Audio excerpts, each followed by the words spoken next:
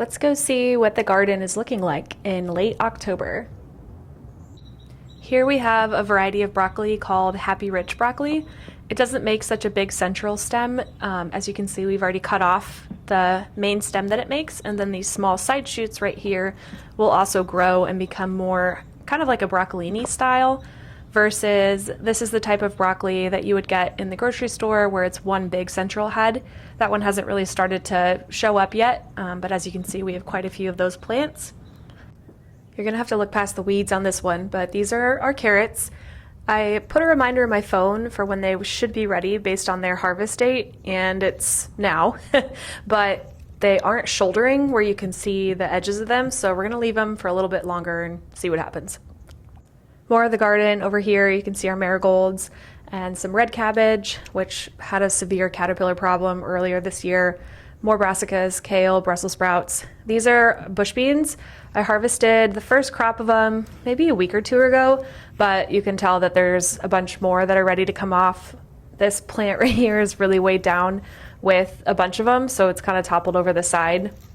So I need to come out and grab those guys. This is a pretty sad looking tomato bush. It used to be upright, but we got a lot of heavy rain and it was getting kind of out of control. It's also indeterminate, so it just keeps growing and growing and growing. We'll try and get some of those green ones off or just leave them for the squirrels. I also have my own squirrel who needs to get his tomato, so. Here is our lettuce bed. So that's actually kohlrabi, it's just where it fit in. And then there's some red curly leaf lettuce, some little gem. This is just so overgrown. I am so behind on harvesting lettuce. The big ones here are Premier kale, so not as classic looking as the lacinato kale in the other bed. But then we have some spinach, some more little gem, and then this is butter lettuce, so the perfect stuff for lettuce wraps and things like that. This caged area is where we had most of our tomato crop this year. The squirrels were just taking everything from us the past years that we didn't have this. So we have some beefsteak tomatoes on this side, and then some peppers. We have Anaheim peppers hanging out down here too, as well as basil. We had another variety of basil plant over here, but we took it inside and used all of that to make basil salt. So also need to get working on some pesto for this guy. On this side, we have, pausing for dog, some Roma tomatoes. And so there's still some red ones that are coming through. We have a bunch of them frozen in the basement freezer that we're going to make sauce out of.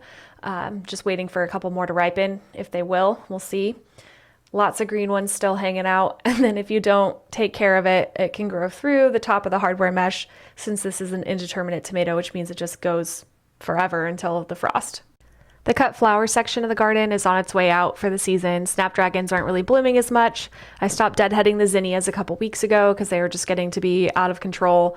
And then the dahlias just have a couple blooms left on them at best. So that's our fig tree, and that's really all we have left going on. Okay, that's all. Bye.